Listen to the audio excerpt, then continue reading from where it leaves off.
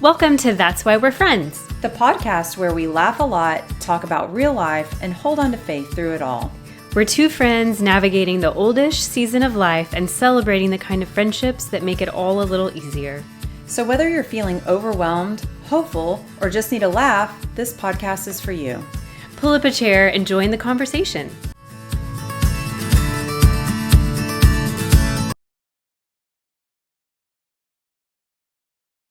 Hey, Kara. Hey, Sarah. How are you?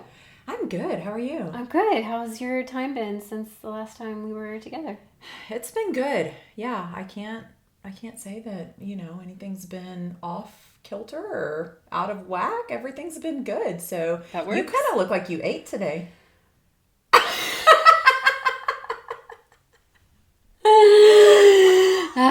I did. I did eat today, so I appreciate you noticing. It took me a minute to remember what that means. So, for those of you joining us, it's not just Kara and I having a conversation. We both lead small groups of young adult women. And if you don't have young adults or teenagers in your life, I feel like now more than ever, have special ways of talking and communicating. And weird lots lingo. of words and phrases that don't make any sense to the average listener. And so, Kara... So occasionally we want to help our oldest friends feel young. Yes. And not feel completely clueless. Yes. So we might throw some things in there sometimes. Yes. So Kara was not referring to me having a super large, sandwich. It is actually, so this happened in my circle where a girl came in and looked cute, and one of the other girls in the circle was like, "Oh, you ate today," or something like that. And I said it totally wrong. I don't know. Probably not. Certainly can't claim to know exactly how to say it, but it was something around like, "Oh yeah, like you ate," or "You look like you ate," or I don't know. But in their own special language, she was just telling her that she looked cute. Yeah. Which I don't understand why we can't just say you look cute. But so thank you. Yeah, you're welcome. Thanks. I do love your shirt. Thanks. You can borrow it. Thanks. I would like to just have it in exchange for my blue sandals that you asked me for. Okay, but next year, right? Because you said I'm pretty sure I will give you those sandals today if you will give me that shirt today. I don't think I'm ready to do that yet. Okay. But maybe next year. Okay. Well, you know what? I'm still going to give you the sandals. Okay. I feel like my act of kindness will lead you back to kindness. Okay.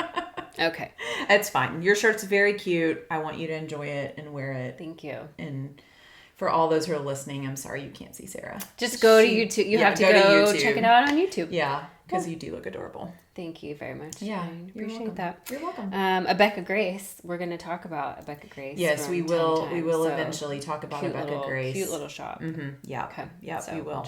We'll put that in the show notes. That's coming in coming days. Yes. Yeah. All good, fun things. Right. So I feel like I'm in the middle of a little bit of an oldish situation, mindset thing. It feels a little bit like the whole, get off my lawn thing, where it's just kind of you're just kind of old, maybe a little crotchety, like set in your ways. And so I had to take my car in for some routine maintenance. And thankfully I'm able to get like a loaner car, so I'm not just completely without transportation.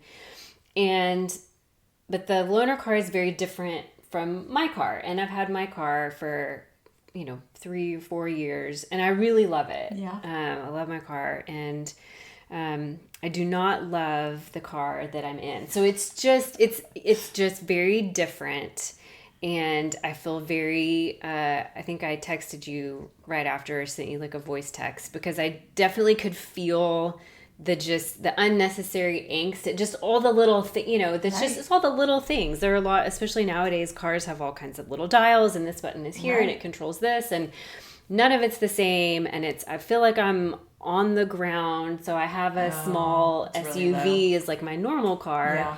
And this is some kind of, one of those mixtures. And so just, I recognize it is the epitome of a first world problem. And it's not even a problem. I shouldn't even use the word problem, but it just has reminded me of I think getting older, we do tend to like what we like. I Right. know what I like, and I know I'm comfortable, and I don't necessarily want to have to figure out all these new things like temporarily, Right. for Yeah. a day or two. So that's kind of been my oldish thing this week. But even in my like kind of venting to you, I was like, but this isn't really a problem. I'm, here's all the things I'm grateful for. But then it is, I like my ways. I know. And yeah. No, I get that. I mean, I feel like every time I have a loaner car, everything's different. The buttons are different. Things are in different places. I teeter on this, like, I want to be so grateful that I have a car to drive. And yet I'm so frustrated that things are so different. And it is this first world situation that we find ourselves in. So yeah, I get it. I think it's okay. But yeah, I mean, the oldish brain just, I don't know how to work the radio. I don't know how to turn on the air conditioning. but I do think I couldn't even figure out how to start the car. I think in the middle of your oldish situation of liking what you like and being a little frustrated that things aren't normal, you did a youngish thing by sending an audio text, which is I did. this is not a voice text. This isn't like I spoke and Siri, or is it Siri? Yes. On the phone, typed the words. I was like, Alexa, Siri? I don't know which one. Siri typed the words. This is the audio where like I can hear your voice. Yes. It's like a voicemail, but that I send over text. And that is a very youngish thing. Okay, really? We have another friend in common that she will send me those. And at first I was like, what are you doing? Because I cannot with this new change in our life. But now I love it. I like them too, because I feel like with a text, you know the person well enough that you think you're reading their tone into it, but with the audio, you hear their tone. And it's funnier than reading it. Oh, for sure. So. Well, and what's really funny to me is like, okay, so you say it's this youngish thing, but it's essentially a voicemail. We're just leaving each other multiple voicemails, but young people don't voicemail at all. And even we have some like friends our age who I've called before, and I am still a voicemail dinosaur. I will leave a voicemail. I don't even think you. I don't leave voicemails, and here's why: your phone tells you I called.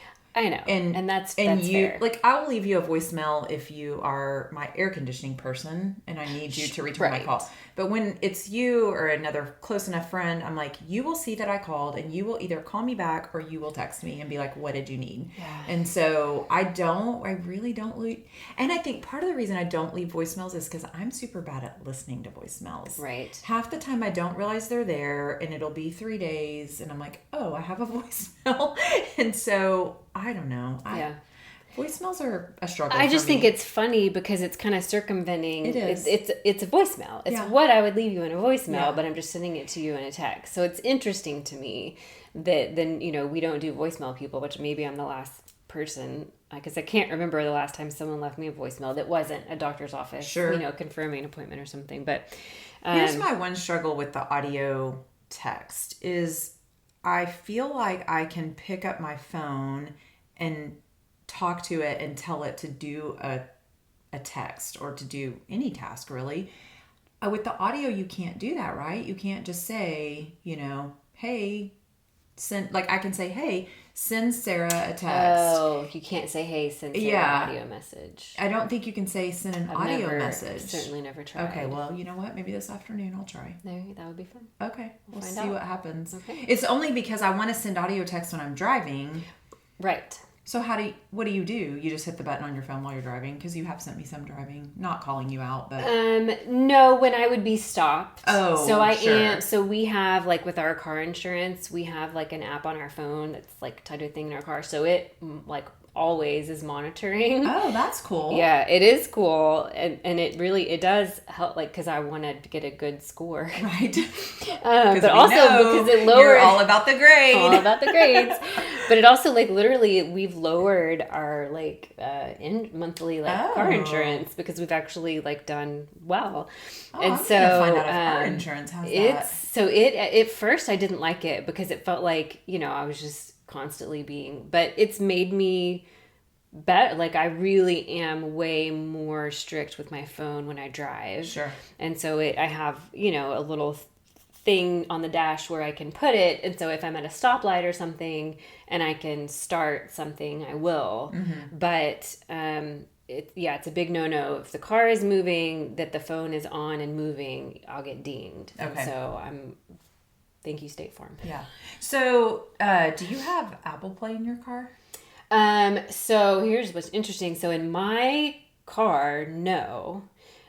Just because it's old, so it's a 2017, and so the technology, like it's but the one my loaner car does have it, Play, and so I was wondering, see where it's better. Yeah, I was wondering when you use Apple Play, if it picks it up as the phone being used, or if it picks it up as the car doing the work, because I have Apple Play. We're getting way too far out of my comfort zone for being able to participate in this conversation, and so I think we need someone who's listening or watching to maybe send us an email. And maybe somebody works in the insurance industry and could tell us if that insurance app picks up Apple Play as the phone or the car.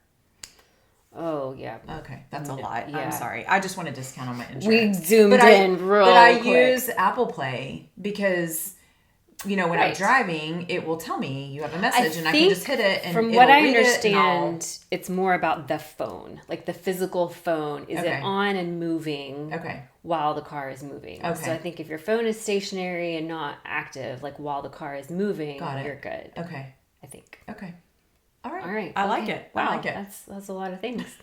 So you did something fun recently and pretty unique. Yes. You and your husband Jeff got to go to Germany. We did. To cheer for some USA basketball. That's right. And for those who don't know, y'all are big Baylor University fans. We are. Because that's where Jeff went. That's where Connor and Catherine both went, and Maddie. Yeah. And so, big Baylor family. So I will say, because we've, gone to like some games and stuff with you guys, the green part of my closet used to be really non-existent, but I have since learned I have to have green stuff. I just happen to be wearing something green today, but you've expanded the green section of my closet without even realizing it, so that I can, I'm helping you grow. Yeah, because we cheer for everybody, but just because I went, my whole family was Tech, but Paul's from Michigan, and now we have one in Michigan and one at OU, and then Kayla did SEU, and we got somebody at Texas. So we're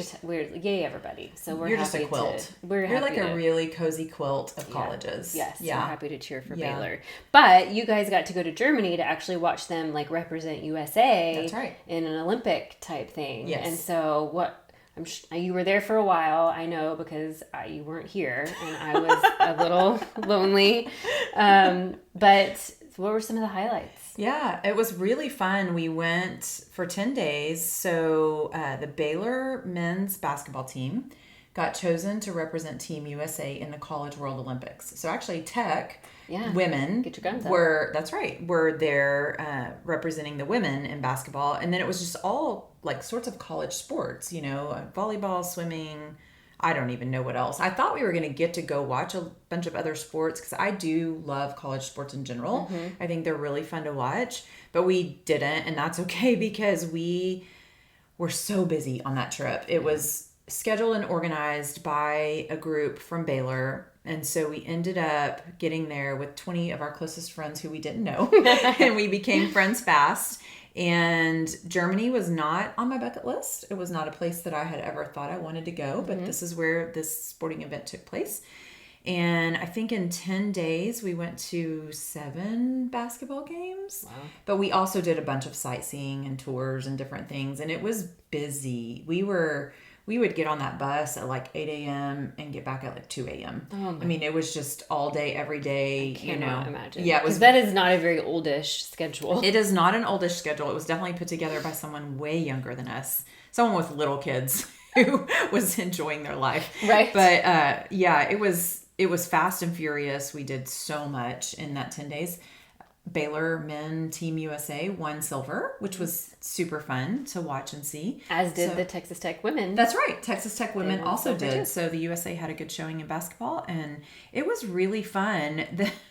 One of the things, though, that happened while we were there, I will say Germany, I don't know. Maybe it's the language barrier. Because I do feel like when we have been to Europe in the past, like places speak a language that is similar to Spanish, and I can speak Spanish. Right, a Romance language. And so I feel like I can get around and feel decent about my skills and what's going on around me. I can quasi read signs, and Germany is not that way. No. The language is different. Yes. It's very different. And so I also think that just the way they live their lives is a little different. One of the things that was so interesting, actually a couple things happened in our hotel room that was very interesting.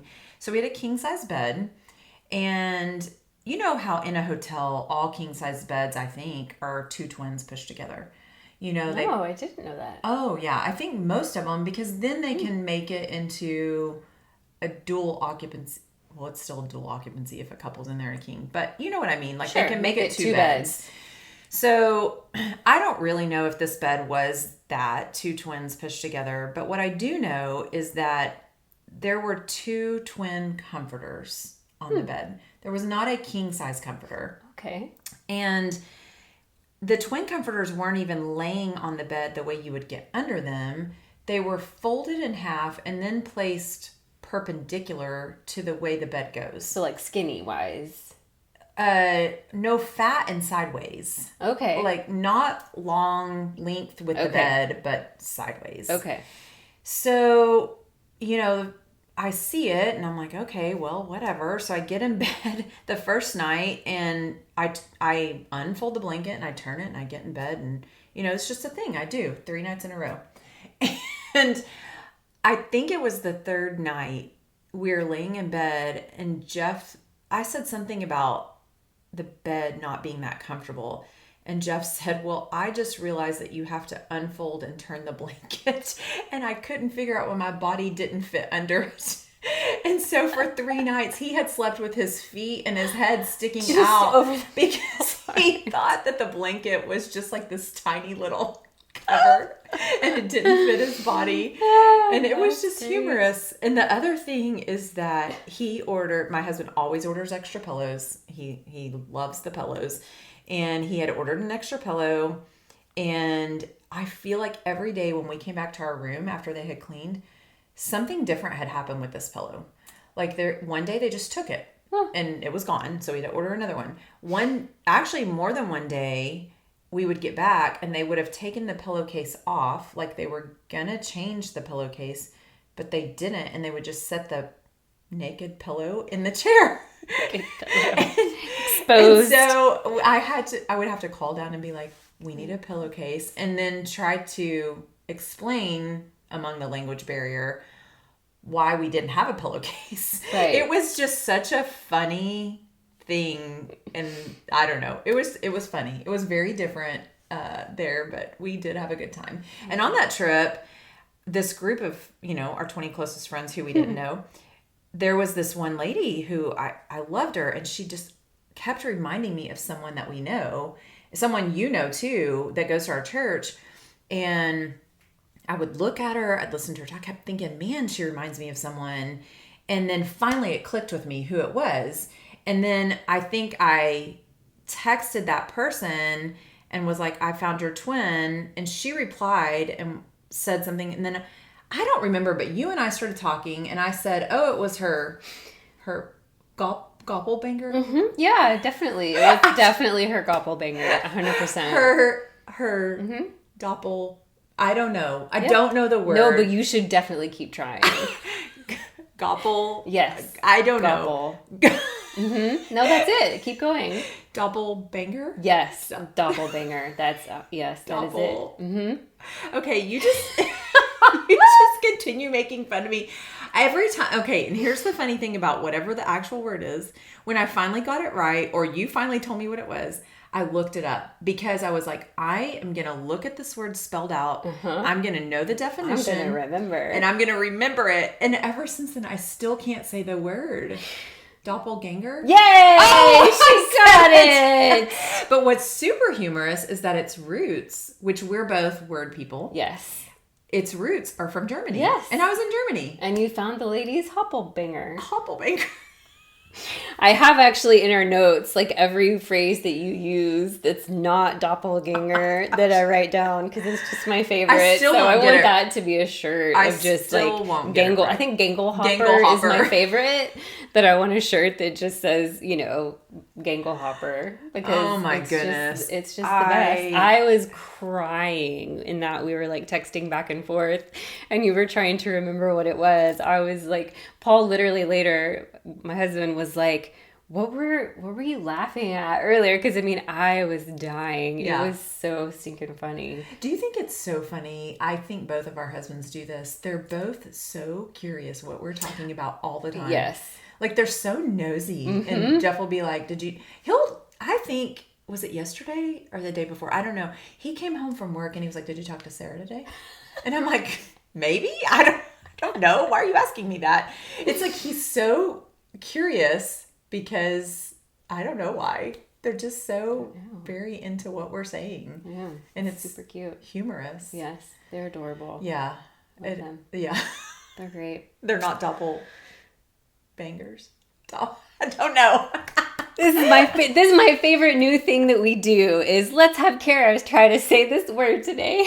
It's going to be a new bit on the podcast. I do feel like I do a lot of things that you enjoy laughing at, and that's okay. I do. I'm not. You bring me joy. But you know what? I'm not. I've never considered myself to be a cool person or a person who knows like pop culture, what's going on, wow, or yeah, I just don't. Yeah. I feel like I've always just been this kind of like silo, and I do my thing, and I'm always way behind on current events, and I'm always way behind on fashion, and I don't know, but it's fine. I don't mind, and I don't mind giving you a laugh. I am with you on. I've never been the cool person. I always feel like I lean super nerdy and we always told all the kids is like, what is normal? And normal is boring, and we're all unique, and so quirky and nerdy and all the things. But I feel like I lean into that because I do love the trivia and like my brain has the ability to just store useless information, so much of it. But one of the things that actually did store in my brain recently was a quote that I read that I wanted to share with you that essentially says that we're the sum of the 5 people that we spend the most time with. So I do want to say Jim Rohn, R-O-H-N, I don't know who he is, but he said you're the average of the 5 people you spend the most time with. Yeah. And it was one of those quotes that, I just kind of sat with for a second. Of like, okay, because obviously, it's not a verse, it's not a quote from the Bible. It does ring true with a passage that is in Scripture that's in Proverbs 13:20 that says, "When you walk with the wise, you will become wise." Right. And a companion of fools suffers harm. So it is indicative of a truth that is in Scripture, but it makes sense when you think about, the people that you spend time with, you become like them. Right. And so I think, one of the things that's important to us is friendship and godly friendships, and knowing that, it's not about making everyone in your life just like you and, a believer even. But there is something to be said about the people that you decide are going to be the closest people to you. They're going to have the most access, that are going to have the most say, and that are frankly going to rub off on you, that you're going to become the most like. And so yeah, I just want to see that, pitch that, and see what you think of that. Yeah, I definitely do think you're right. I think it's true. I think the quote is right, definitely. And it does mirror what, when you look at the Bible as a whole, talking about who you spend your time with and becoming like them. Also, when you read it, it kind of made me think of spending time in the presence of the Lord and becoming like him, and I know he's not a person on earth now. Jesus was a person that was here, but he's with us at all times, and we have full access to him. That's and great. Becoming like him. So I think too, we could even consider, how much time am I spending in his presence, ingesting his truth, And am I allowing space to become like him while I'm also in a body of, or a community, a group of people, friends that are pointing me to Christ, and we're having fun, and I'm becoming like them too. So I mean, I think a silly example is, my husband never wants to, we live in a suburb of Dallas, and he never, if we have an event in Dallas, wants to go get a hotel room in Dallas. He thinks that's such a waste of money. And he's like, why would I do that when I could drive home 30 minutes and be in my own bed, And it's silly, right? But we're going to an event in Dallas later in the year, and you talked him into, hey, we should all, obviously you guys get your own hotel room, we get our own hotel room, and go have dinner, hang out, do fun things. Yeah. And he would have never in a million years done that. But you guys are in our circle, we're doing life together. And he was like, great, okay, let's do that. And I was like, who are you? What happened? But I think that, the people we hang out with definitely can have such a positive influence on us, not just for silly things like whatever, having fun and going get a hotel room in a city that's 20 minutes away, but just the things in our life pressing us more towards Jesus. Tell me what the Lord's revealing to you. What do you feel the Holy Spirit's saying to you right now? Even in our conversations of processing life events, I feel like the people that are closest to me in my life do press me. What's God saying to you about that? What have you talked to the Lord about that? And being surrounded by those people who are really helping to be that refining fire in my life. And just like we've talked about on our, a past episode about God just being so kind, I think it's so kind that in his sanctification process of us, he gives us these people to come into our lives and help do his work, right? But the opposite is true. If we choose people who aren't pursuing him, then the people that are in our lives are going to draw us away from him, and I think there is always that balance, right? Because I do know some of my closest friends maybe haven't walked with the Lord as long as I have, or are in different life circumstances, and it's sometimes things they say, I have to pull myself up out of what they're saying versus letting myself be drawn back down. Does that make sense? Yeah, it's that discernment. And, there's a phrase that I heard, years and years ago, eat the meat, spit out the bones. Right. So it's just this idea of, God can put, there's truth, a grain of truth in everything. And I can receive something and, even filter it through, what God's word says and receive that as good. And then if something doesn't quite fit or line up, then I can leave that. Yeah. Eat the meat, spit out the bones. And so, I love that you just even pointed out of it's, then how much time am I spending with God? Because ultimately, yes, I want to be becoming more like him. And so I think that's the key then to these other people. Are they also spending time with him? Right. Because then we're all, and of course it's never about that these people, are perfect or that they have it all together. Sure. I think it comes back more to where do they point me, like you said, not that they have the answer, because I can't expect my people to have all the answers, but where do they point me? Do they know where the answers are? Right. And it makes me think of, so, we're new to this podcast game.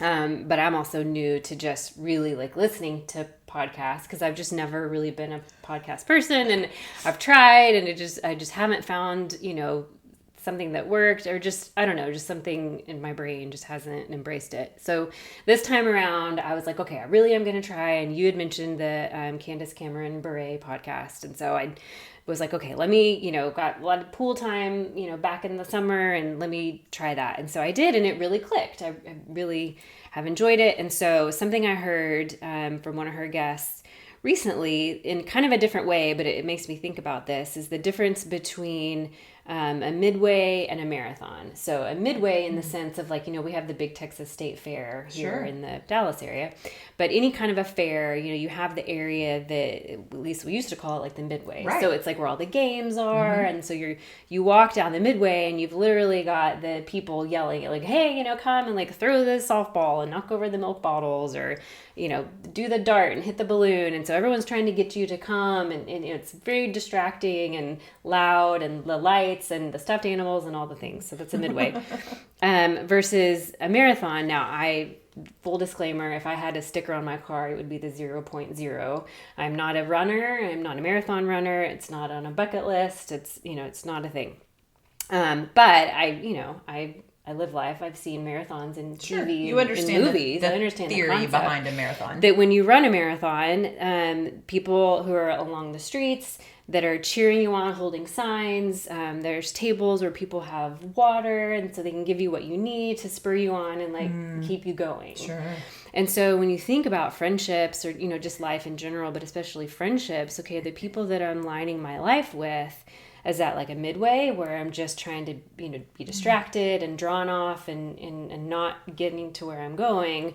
Or are the people in my life more like a marathon that are cheering me on, telling me I can do it, refreshing me when I need refreshment to kind of keep going? And so when I heard that, it really just stayed with me of just picturing, just all of life in general. Am I creating a life that's, full, that looks like this, or that's, full of encouragement? But especially when you think about friendships and relationships. And again, is there a place in our life? It's not, again, we want to think about those that are hard to love, and that require more from us. That is a mission part of life. That's we all have a ministry to minister to those people. We're talking about, that inner circle that we're seeking counsel, seeking advice, so that we get filled up and fueled up to go serve the people in our life who need that.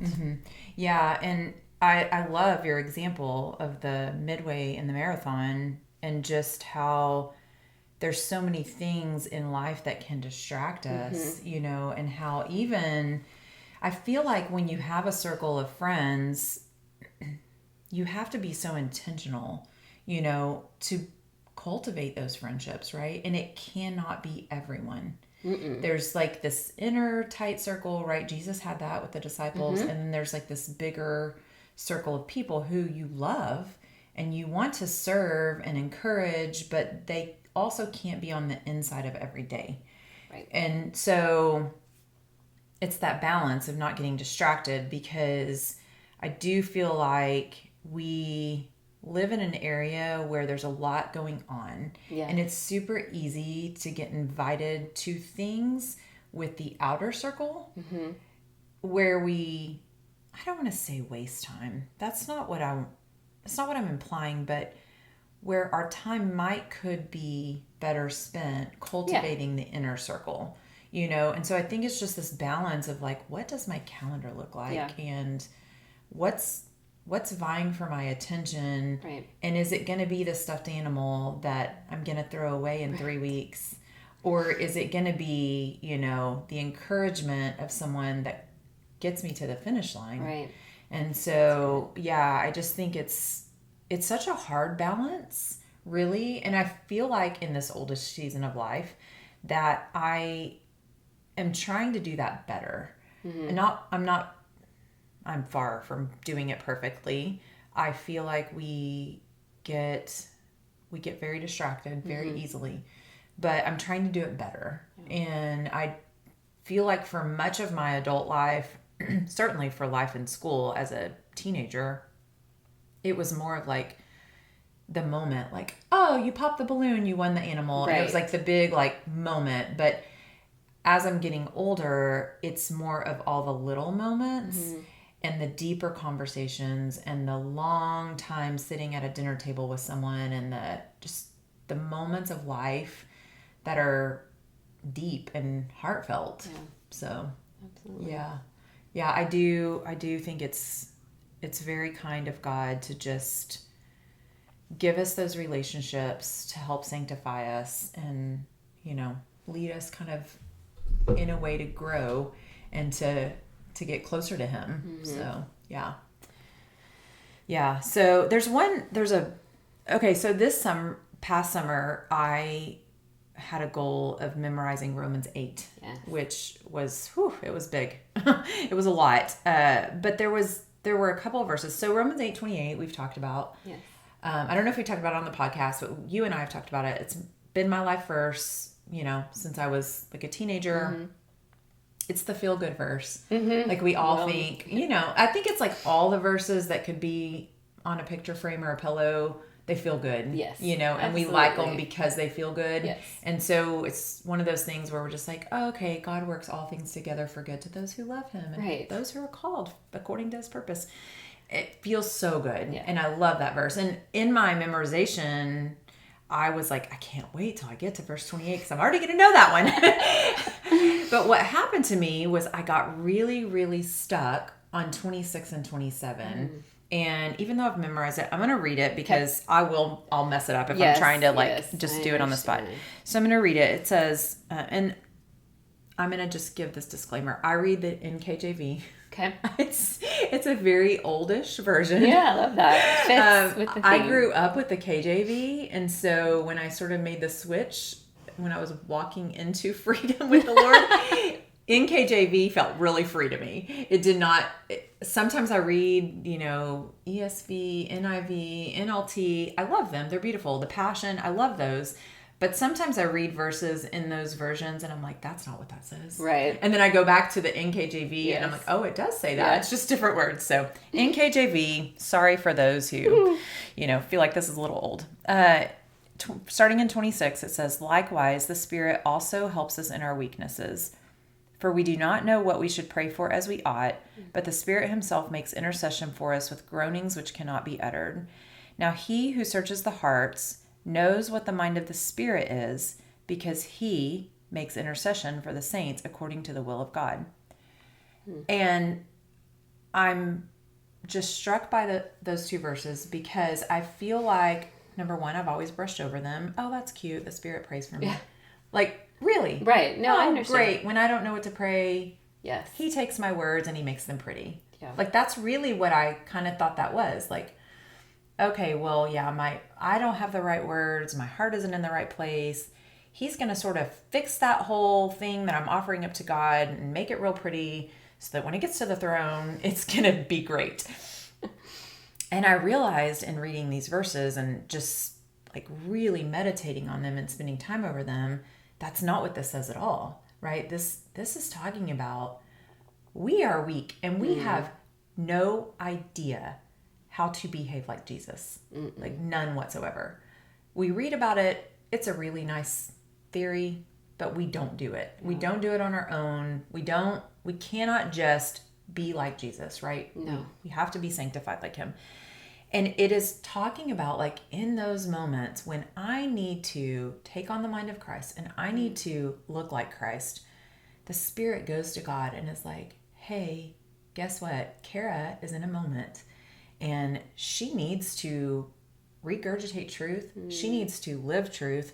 But right now her flesh is kind of saying like, I would much rather just really yell at you and be really hateful and get my way and throw a temper tantrum.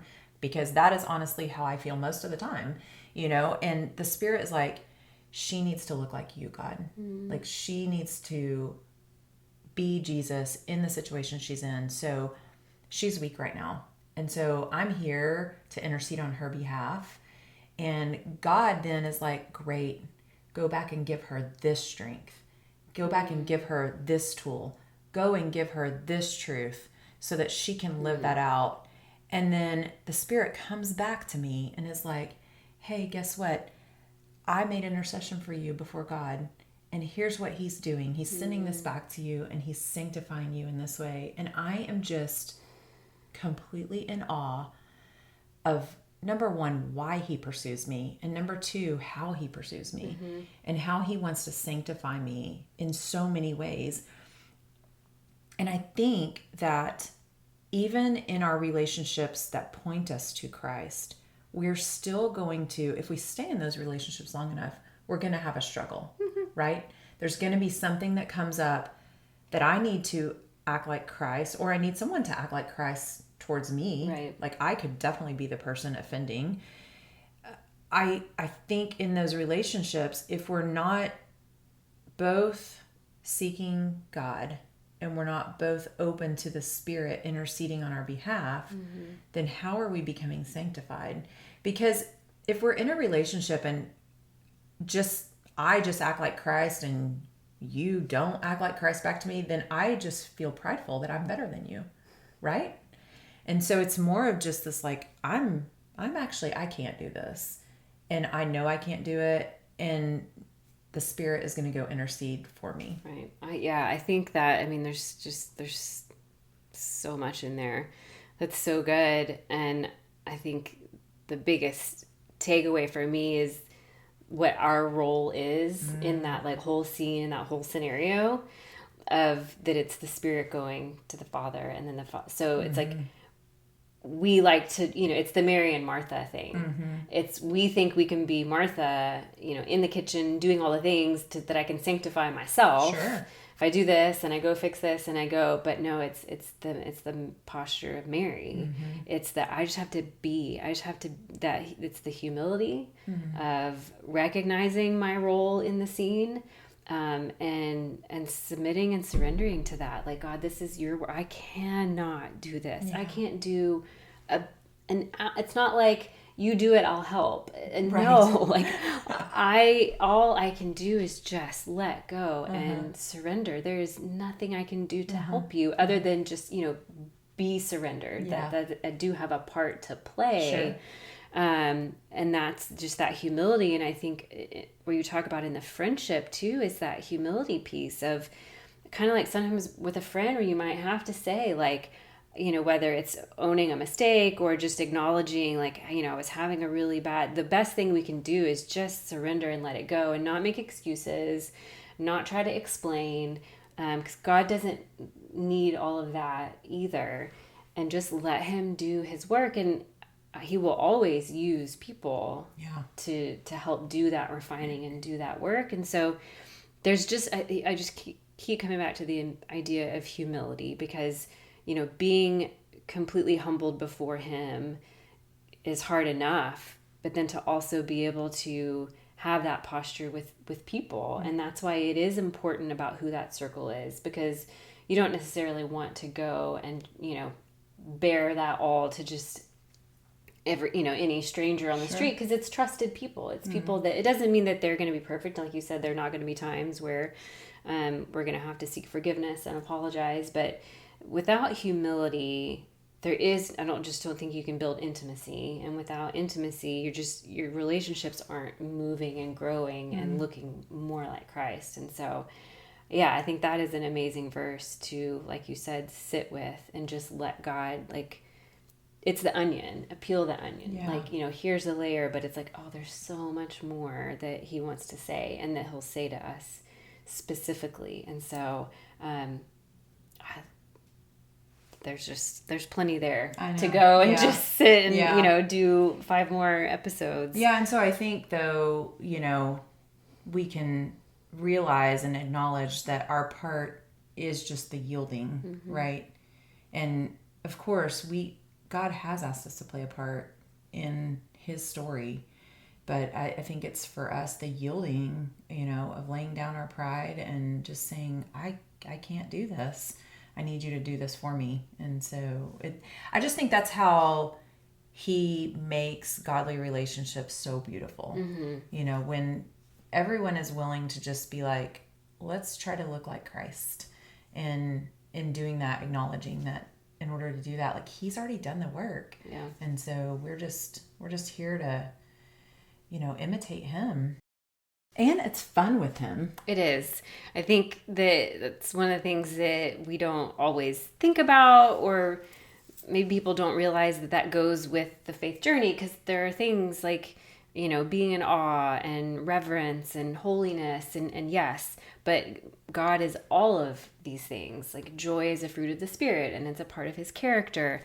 And so there's a place for different kinds of joy. There's a kind of joy that is a calm delight, but there's also exuberant joy. Right. And so that's all a part of it. And so we get to experience that fun, because truly walking with him, doing life with him, it is fun. It's the ultimate fun. It's the definition of fun. And it really is more fun than the alternative. Yes. And that's what we don't always realize.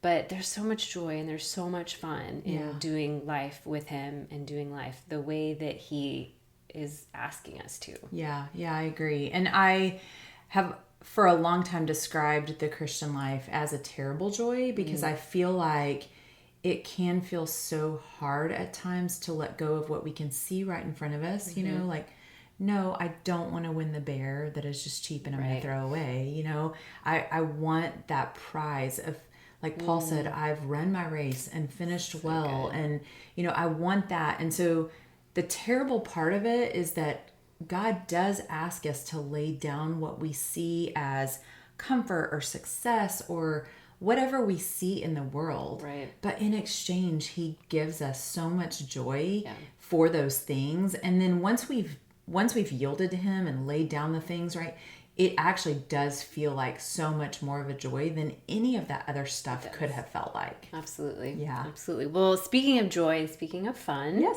I want to ask you this week, what are you going to do to enjoy the life that God gave you? Yeah, I'm super excited. My day with my granddaughter has changed some. And so I'm watching her on a different day and I'm getting to watch her for like a longer period of time, which I have so much fun with her. I mean, what people tell you about being a grandparent is true because you get to just have the fun with them and send them back home. And so I'm super excited about getting more time with her and changing up the day. It's going to be fun. So I'm going to do that and spend time with her this week. Awesome. Yeah. What are you doing to enjoy the life God gave you? So we have a birthday party this weekend for a friend of ours, which even just saying that, it makes me think about, you know, when the kids were little. It's like when you're young and single or married, you have birthday parties, but then you have kids. And so then it's all their birthday parties and their friends' birthday parties. And then the kids leave. And maybe that's part of how you know you're oldish is you go to birthday parties again. For adult friends.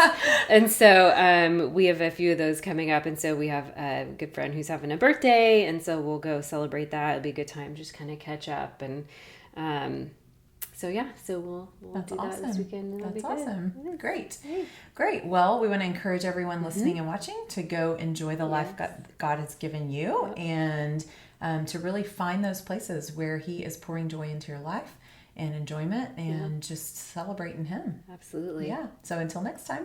Next time. Bye. Bye. Thanks so much for spending time with us today on That's Why We're Friends. We hope you laughed, felt encouraged, and are walking away with a little more hope for your day. If you love this episode, make sure to follow the podcast so you never miss what's next. And share it with a friend who needs a little encouragement, because that's why we're friends. Some products or services we mention may be paid promotions. Any advice shared should be confirmed with a qualified professional. Our conversations and opinions are meant for encouragement and entertainment only.